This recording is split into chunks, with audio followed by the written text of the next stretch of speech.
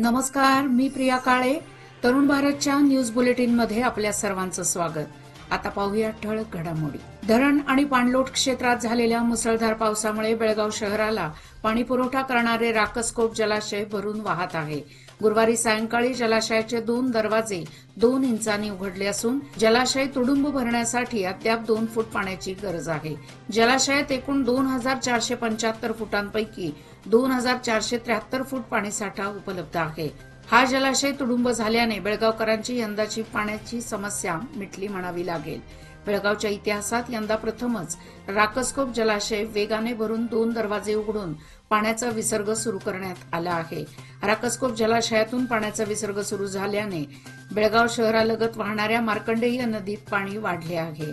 दरवर्षी जुलै अखेर किंवा ऑगस्टमध्ये भरणारे जलाशय जुलैच्या मध्यावधीतच भरल्याने ही बाब बेळगावकरांसाठी आनंदाची आहे. जोरदार पावसावेळी मसगावच्या मुख्य रस्त्यावरील झाड दुचाकीवर व विद्युत तारांवर कोसळले. यावेळी जवळ पार्किंग केलेल्या कारवर विद्युत खांब देखील कोसळला. यावेळी तिथे कोणीच नव्हते, त्यामुळे मोठा अनर्थ टळला आहे. कामगार कार्यालयापासून काही अंतरावर असलेले मोठे झाड दुचाकीवर कोसळले. याचबरोबर ते झाड विद्युत तारांवर देखील कोसळल्याने विद्युत तारांसह खांब देखील पार्किंगवर केलेल्या कारवर कोसळला. यावेळी मोठा आवाज झाल्याने काही वेळ गोंधळ उडाला. मात्र तातडीने वीज पुरवठा खंडित करण्यात आल्याने सुदैवानेच मोठा अनर्थ टळला आहे. या घटनेमुळे परिसरात भीतीचे वातावरण पसरले आहे. सतत रहदारी असलेल्या व गजबजलेल्या या रस्त्यावर ही घटना घडताच काही तरुणांनी तातडीने दोन्ही बाजूनी रस्ता बंद केला. त्यानंतर हेस्कॉमच्या कर्मचाऱ्यांना बोलावून वीज तारा बाजूला केल्या. त्यानंतर झाड देखील बाजूला करण्यात आले. या घटनेमुळे काही वेळ वाहतूक बंद करण्यात आली होती. सध्या पावसाचा जोर वाढला असल्यामुळे गाळ काढता येणार नसला तरी पुराचा धोका लक्षात घेऊन प्रशासनाने किमान बळ्ळारी नाल्यातील प्रचंड प्रमाणात वाढलेल्या जलपर्णीचे ताबडतोब उच्चाटन करावे अशी मागणी शेतकऱ्यांच्या वतीने शेतकरी राजू मर्वे यांनी केली आहे. सध्या पडत असलेल्या पावसाच्या पार्श्वभूमीवर मर्वे म्हणाले की अलीकडे बेळ्ळारी नाला हा शेतकऱ्यांसाठी वरदान ठरण्याऐवजी पुराच्या स्वरूपात मोठी समस्या ठरत आहे. पूर्वी ही समस्या नव्हती, मात्र 2013 पासून पुराची समस्या मोठ्या प्रमाणावर भेडसावत आहे. येळ्ळूर रोड येथील पुलाचा तळ खाली आहे आणि राष्ट्रीय महामार्गाच्या पुलाचा तळ 6 इंच वर आहे. त्यामुळे राष्ट्रीय महामार्गाच्या ठिकाणी 1 इंच पाणी तुंबले तर येळ्ळूर रोडच्या ठिकाणी ते 1 फूट साचलेले असते. परिणामी पावसाळ्यात बळ्ळारी नाल्याला पूर येऊन आसपासच्या शेतात पाणी घुसल्यामुळे शेत पिकांचे कोट्यावधीचे नुकसान होत आहे. कौलापूरवाडा येथील क्वालिटी पोल्ट्री फार्मच्या नव्या प्रोजेक्टबाबत शासकीय अधिकाऱ्यांनी मवाळ भूमिका घेतल्याने कौलापूरवाडा वासियांचा या पोल्ट्री फार्मला तीव्र विरोध असताना या ठिकाणी पोल्ट्री फार्मची उभारणी करण्यात येत असल्याने खानापूर तालुका काँग्रेसचा याबाबत तीव्र आक्षेप असून जर क्वालिटी पोल्ट्री फार्मने आपला प्रोजेक्ट रद्द न केल्यास तीव्र आंदोलन करण्यात येईल, असा इशारा ब्लॉक काँग्रेसचे अध्यक्ष महादेव कोळी यांनी तरुण भारतशी बोलताना दिला आहे. त्यामुळे या परिसरात माशामुळे अनेक रोगराईंना आमंत्रण मिळत होते. तसेच या माशामुळे कौलापूरवाडा वासियांना जीवन जगणे कठीण बनले होते.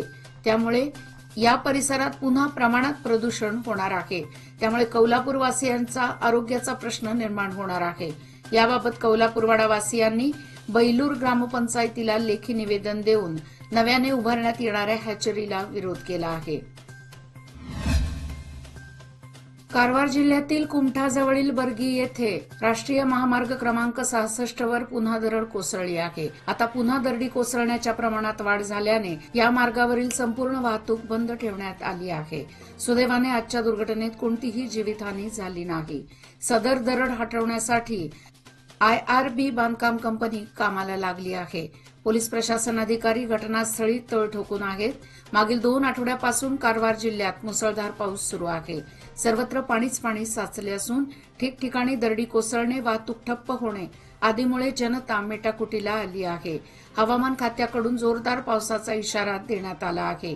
त्यामुळे नागरिकांनी स्वतःची काळजी घ्यावी असे आवाहन करण्यात आले आहे. महिलांची शक्ती हीच समृद्ध भविष्याची निर्मिती. लोकमान्य घेऊन आले आहेत महिला उन्नती योजना, जी देते तुमच्या गुंतवणुकीवर 10% आकर्षक व्याजदर फक्त 500 दिवसांकरिता. किमान गुंतवणूक 10,000 रुपये. अधिक माहितीसाठी आजच कॉल करा 1800-212-4050. योजना फक्त महिला सभासदांकरिता. नियम अटी लागू. लोकमान्य, जिथे पैसे वाढतात आणि नातं वृद्धिंगत होतं. बेळगावच्या पश्चिम भागामध्ये गेल्या 4 दिवसांपासून पडत असलेल्या मुसळधार पावसामुळे आणि राकसकोप धरणाचे 2 दरवाजे उघडल्याने या भागातून वाहणाऱ्या मार्कंडेय नदीला महापूर आल्याने नदीच्या दुतर्फा पसरलेल्या हजारो एकर जमिनीतील नदीकाठचा भाग जलमय झाला असून शेतातील कोवळी पिके पाण्याखाली गेली आहेत. शिवाय या भागातील असलेल्या नाल्यांनाही पूर आल्याने या पुराचे पाणी सभोवतालच्या शेतवडीत शिरले आहे.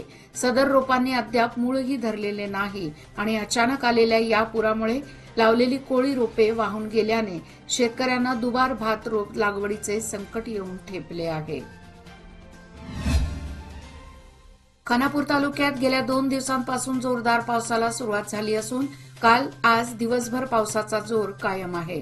तालुक्यातील सर्वच नदी नाले दुथडी भरून वाहत आहेत. त्यामुळे तालुक्यातील अनेक गावांचा संपर्क काही वेळ खानापूरशी तुटला होता. तालुक्याच्या ग्रामीण भागात आतापर्यंत 29 घरांची पडझड झाली आहे. त्यात 18 घरांचे मोठ्या प्रमाणात नुकसान झाले आहे. याबाबतची नोंद तहसील कार्यालयात करण्यात आली आहे.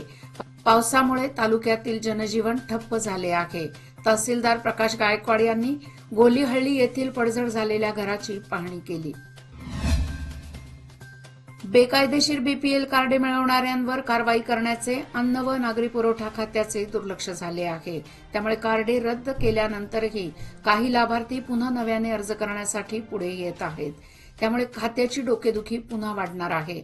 खोटी कागदपत्रे पुरवून विविध योजनांचा लाभ घेण्यासाठी बीपीएल कार्ड घेणाऱ्यांची संख्या वाढली आहे. अशावर मध्यंतरी खात्यामार्फत कारवाई करण्यात आली होती. सदर लाभार्थ्यांची कार्डे रद्द करून दंडही वसूल करण्यात आला होता. मात्र आता खात्याचे बोगस कार्ड धारकांकडे दुर्लक्ष झाले आहे. राज्य सरकारकडून बोगस कार्ड धारकांवर कारवाई करावी असा आदेश जारी करण्यात आला आहे. अन्न व नागरी पुरवठा विभागाच्या अधिकाऱ्यांकडून या कारवाईकडे कानाडोळा झाला आहे. कारवार तालुक्यातील काळी नदीवरील कदरा धरणाचे आज 8 दरवाजे उघडले.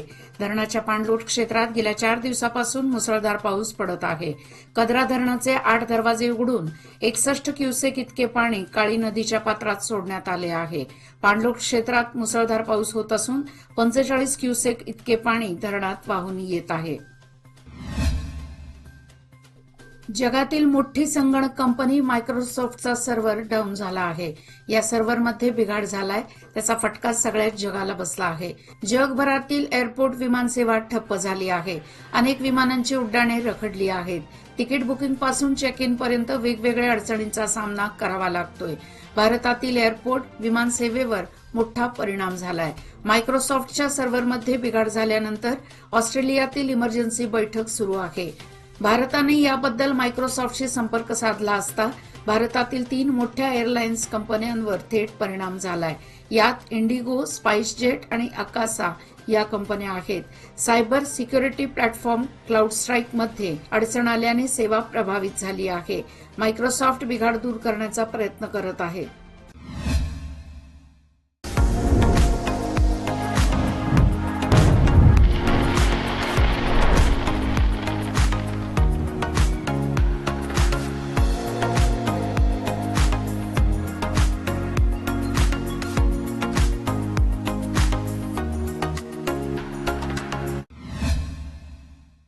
पावसामुळे Shastri road first cross Kakati येथील घर कोसळून लाखो रुपयांचे नुकसान झाले आहे.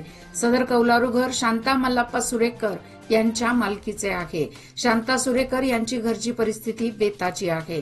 पावसासारख्या नैसर्गिक आपत्तीने घर कोसळल्यामुळे सुरेकर कुटुंबियांनी काकती तलाठी व ग्रामपंचायतीकडे नुकसान भरपाईची मागणी केली आहे. दरम्यान घर कोसळल्याची माहिती ग्रामपंचायत सदस्य गजानन गव्हाणे यांनी शास्त्री रोड फर्स्ट क्रॉस येथे जाऊन घराची पाहणी केली. तसेच शांता सुरेकर यांना नुकसान भरपाई मिळवून देण्यासाठी सर्वतोपरी सहकार्य करण्याचे आश्वासन दिले. बेळगाव कॉलेज रोड येथील दुभाजकावर एक झाड पावसाच्या संततधाराने मोडून विद्युत तारांसकट लटकत असल्याने येथून येणाऱ्या जाणाऱ्या वाहनधारकांना धोका निर्माण झाला आहे. त्यामुळे संबंधित खात्याने याकडे जातीने लक्ष पुरवून मोडकळीस आलेली धोकादायक झाडे हटवावीत अशी मागणी होत आहे.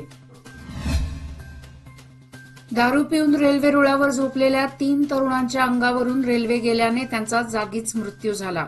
डिनर पार्टीनंतर गंमत म्हणून रुळावर झोपले असताना अंगावरून रेल्वे गेली आहे. गुरुवारी रात्री उशिरा गंगावती येथे रेल्वे स्थानकाजवळ ही घटना घडली. शहरातील किल्ला भागातील मोनिश श्रीनिवास बैल पत्तार वय वर्षे 23, अन्नूर गोरम्मा कॅम्प येथील सुनील तिम्मन्ना वय वर्षे 23 आणि हिरेजंतकल येथील व्यंकट भीमराया मंगळूर वय वर्षे 20 अशी मृत झालेल्या तरुणांची नावे आहेत. राज्यात एलकेजी, युकेजी व पहिली वर्गात विद्यार्थ्यांच्या शाळा प्रवेशासाठी कमाल व किमान वयोमर्यादा निश्चित करण्यात आली आहे. पहिली वर्गात प्रवेशासाठी 6 ते 8 वर्षे वय असणे आवश्यक असल्याचा आदेश प्राथमिक शाळा शिक्षण व साक्षरता खात्याचे सरकार अधीन कार्यदर्शी महांतय्या होसमठ यांनी हा आदेश बजावला आहे. शिक्षण हक्क सक्ती नियम 2012 नुसार शैक्षणिक वर्षाच्या 1 जूनला विद्यार्थ्यांची 6 वर्षे पूर्ण झाल्यास त्याला पहिलीमध्ये प्रवेश देता येणार आहे. त्याचप्रमाणे 26 जुलै 2022च्या आदेशात नोंदवल्याप्रमाणे 1 जूनला 6 वर्षे पूर्ण झालेल्या मुलांना पहिली वर्गामध्ये दाखल करण्याची वयोमिती निश्चित करण्यात आली आहे. 2025 ते 26 या शैक्षणिक सालापासून याची अंमलबजावणी करण्याची दुरुस्ती आदेश बजावण्यात आला आहे. सन 2006 ते 7 मध्ये तत्कालीन राज्य सरकारने सुरू केलेल्या भाग्यलक्ष्मी योजनेअंतर्गत दारिद्र्य रेषेखाली कुटुंबातील 2 मुलींसाठी भाग्यलक्ष्मी योजना राबवण्यात येत आहे. चिकोडी व निपाणी तालुक्यात गेल्या 6 वर्षात एकूण 13,728 लाभार्थ्यांना भाग्यलक्ष्मी योजनेमध्ये सामील करून घेण्यात आले आहे. चिकोडी तालुक्यात 6 वर्षात केवळ 3,378 तर निपाणी तालुक्यात 5 वर्षात 10,250 लाभार्थ्यांना भाग्यलक्ष्मी योजनेचा लाभ देण्यात आला आहे. सदर योजना सुरू होऊन आता 18 वर्षे पूर्ण होत असल्याने पहिल्या टप्प्यातील लाभार्थ्यांच्या खात्यावर ही रक्कम जमा होणार आहे. याचबरोबर आजचे बातमीपत्र इथेच संपले. अधिक माहिती आणि ताज्या घडामोडी करता पाहत रहा तरुण भारत न्यूज चॅनल. तसेच आमच्या चॅनलला लाईक, शेअर आणि सबस्क्राईब करायला विसरू नका. आणि विश्वासार्ह बातम्यांसाठी दररोज वाचा दैनिक तरुण भारत. धन्यवाद.